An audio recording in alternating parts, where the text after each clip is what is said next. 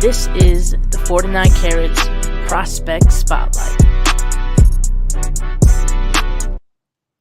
What's going on, everyone? Welcome to another edition of the 49 Carats Prospect Spotlight, where you get a chance to learn more about NFL draft hopefuls. I'm Steph Sanchez, and today I have with me Mississippi State safety Shawn Preston Jr. Shawn, how are you doing today? I'm doing well. How y'all doing? I'm good. And like I said before, really appreciate you coming on, joining me today. I have, a lot of questions for you. So let's just jump right into it. Shawn, you played your entire collegiate career at Mississippi State. And, coming from Louisiana, that's really not too far. What was it about Mississippi that felt like the right fit for you? Man, Mississippi State, like I said, that school has done a lot for me, to be honestly and truthfully. Coming out of high school, I had looks from schools, smaller schools, schools that were kind of, far ways away. But Mississippi State was obviously a lot closer to home, and they were solid the whole time. So, my parents, they always told me throughout the process, go where you celebrate it, not tolerate it. And, I definitely felt like that was at Mississippi State. Well, it definitely felt like a win-win for you. Now, your brother Chaz, he plays wide receiver at Alabama. You guys were in the same conference, SEC.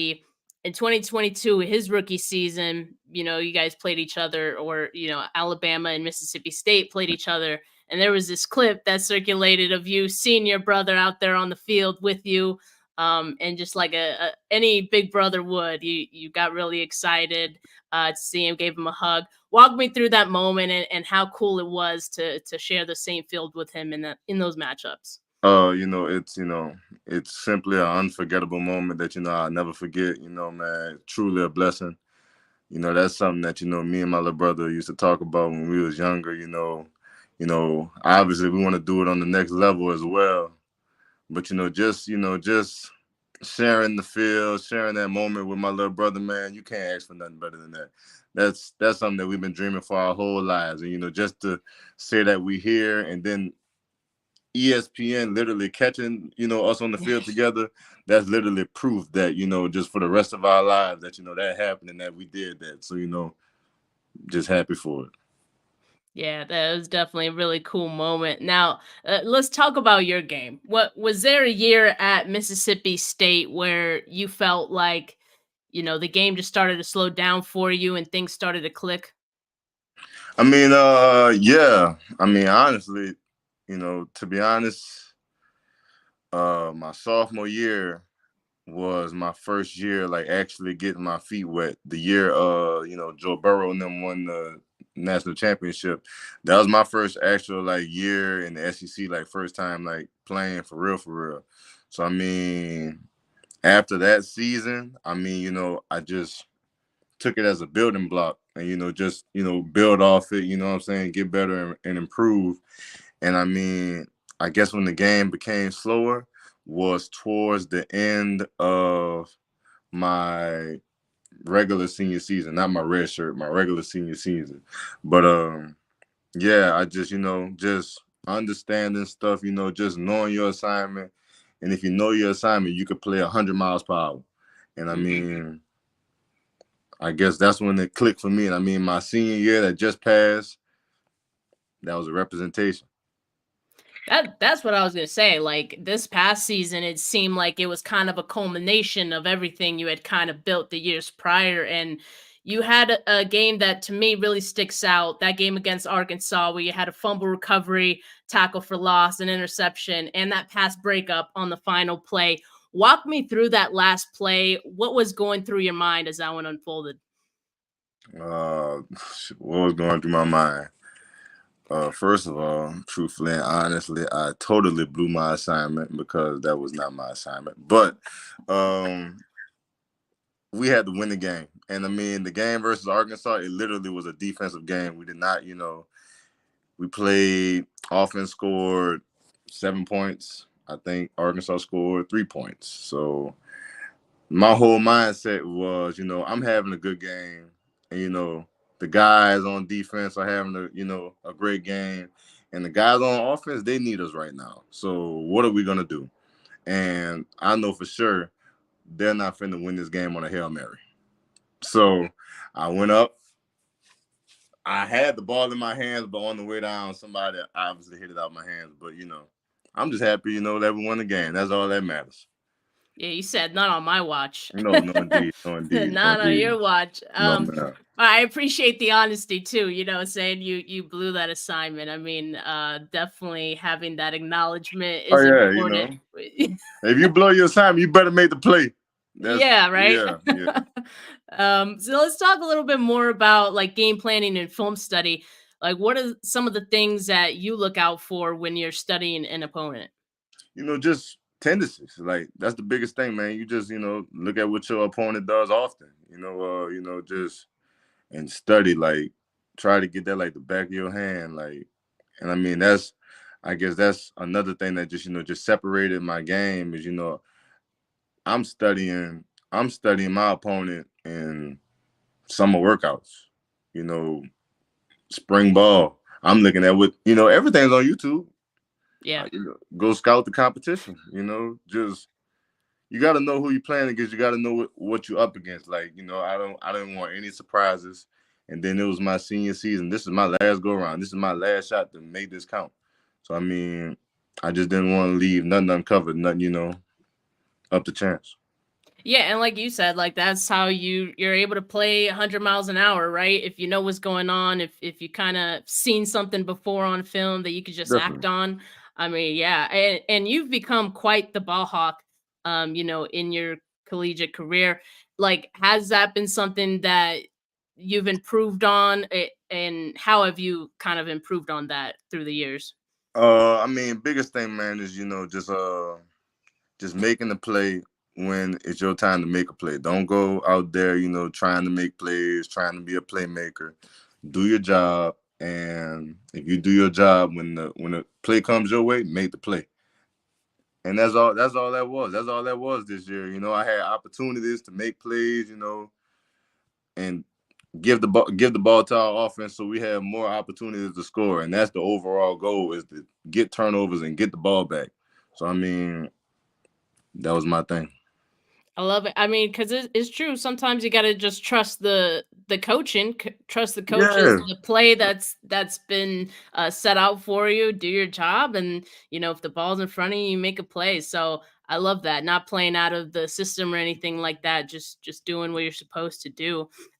Is there a specific defensive scheme that you think best fits your skill set at the next level? Maybe. I mean, I would say a 3-3-5. I Okay. played 3-3-5 most of my time in college, and I mean, I loved it honestly. I mean, I was kind of a freelancer, big nickel, hybrid linebacker safety kind of thing. And I mean, I had fun. I had fun. I had fun stuffing the hole. I had fun playing the post. I had fun blitzing. Like definitely by far last year was my funnest year just playing football. Like I haven't had that much fun playing football since I was in high school. Right, I love that, and I mean, it definitely shows your versatility as well. Are there any players in the NFL today or in the past that you've kind of watched a lot of, or you try to emulate in your game? Um Actually the Reed brothers, Mm, Eric and Justin. Those guys are both from Dutchtown, Louisiana. And matter of fact, my high school defensive coordinator, Chris Daigle, was Eric Reed's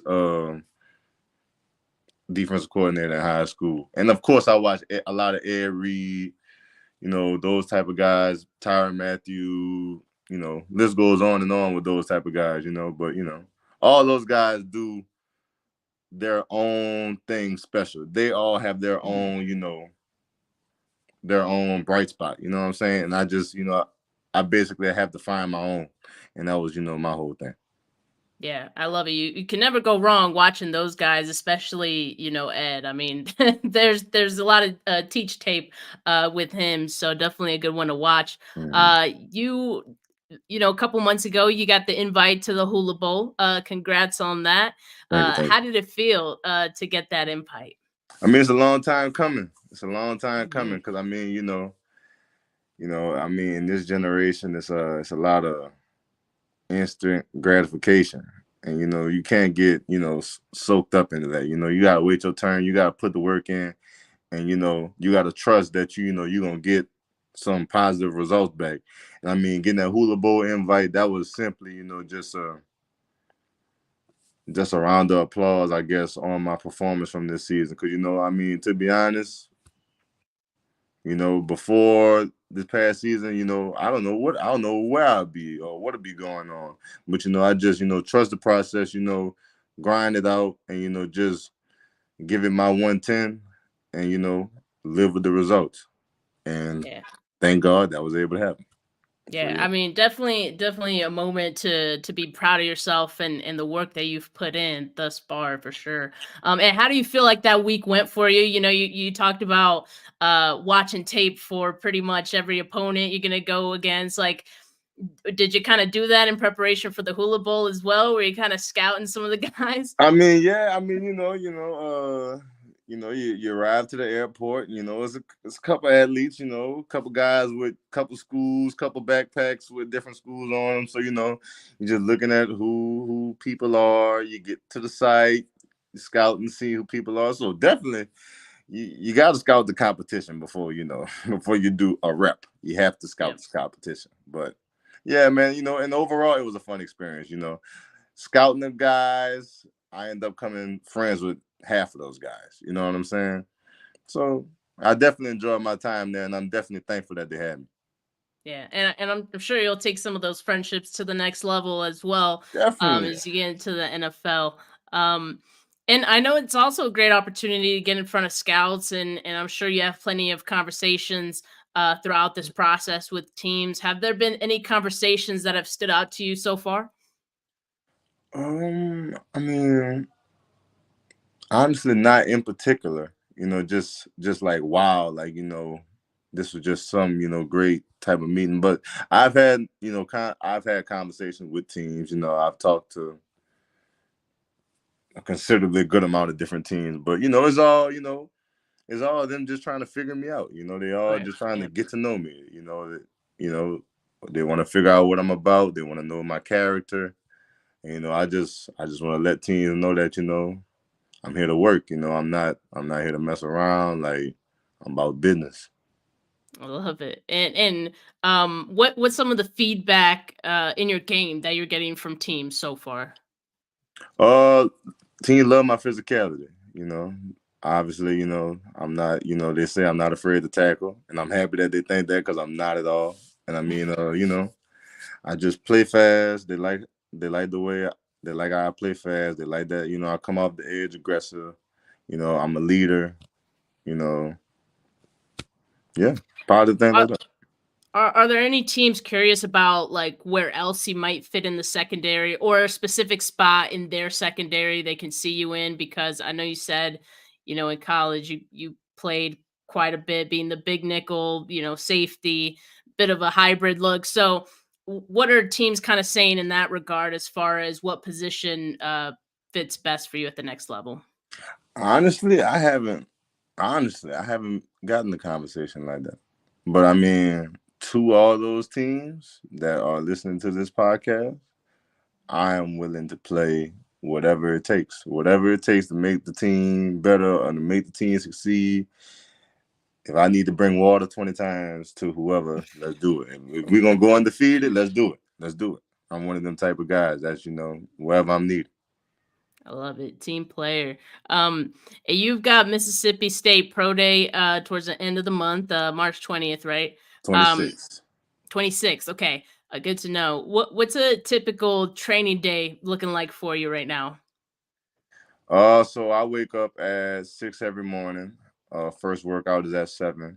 I work out at 7, and then I get some breakfast, and then I'll probably get some treatment right after that. And then after treatment, typically have about an hour's, gap in between, and then I'll go get some DB work in. get some DB work in for about a good hour and a half. Finish that, do some more treatment, might do some normal tech, might get into the ice tub. And after that, depending on the day, I might have a little extra speed work. But that's about typical day.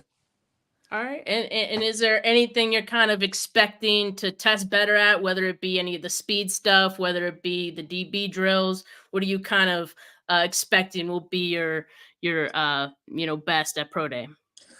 I mean, I don't know, honestly. Honestly and truthfully, I feel like I've just improved since I'm working out in Dallas. Hmm. So, I just since I've been out here, I've just made progression, just tremendous progression. Like there were things with my running form that wasn't exactly, correct. And I mean, those things are now corrected. And I mean, I'm really excited about my 40, can't wait to see what I run. Vert, broad, I feel stronger, feel faster. I'm really just excited for the opportunity, and I know that my adrenaline is going to be through the roof when that day comes. So, I'm just excited. Yeah, and that's what you're training for, right? I mean, all that stuff is just to make you better for that day, and it seems like it's paying off for you. So as long as you're getting better each and every day, that's great. Having seen the combine, seeing other pro days get going, does it give you some extra juice to want to beat some of those numbers that you've seen for other safeties? I mean, yeah. I mean, I don't want to get too wrapped up into it because this is I feel like this is a race between myself. If I look at Hmm. the other guys, I might start trying to compare myself to others, and I don't want to get too deep into that. But I do. I obviously have paid attention to the combine. Actually, my roommate was Jarian Jones from Florida State, so when he ran the 4.3, I called his phone immediately, like, "This is what we've been talking about, bro. This Yeah, that's is awesome. here." So I mean, I've been, like I said, man, just if anything, I've been just happy for guys that I've grown up with, just to see them, making that transition to the next level. And, it's like it's here, like we're finally here. Yeah, you guys exchanging any advice on, just kind of the expectations of that day and what teams are kind of Definitely, looking for? definitely, That's awesome. All right. definitely. Awesome. Well, I always end my interviews with this last question here. What is a team and a fan base getting with Shawn Preston, both on and off the field? Oh, you're gonna get a dog. You're gonna get a straight up dog. Cause I mean, I have zero quit in me. I mean, like I said, if it's me or you, 9 times out of 10, it's gonna be me, cause it gotta be me. You know what I'm saying? And I mean, like I said, whatever it takes for the team, whatever I need to be for the team, that's what I'm gonna be. I don't make excuses.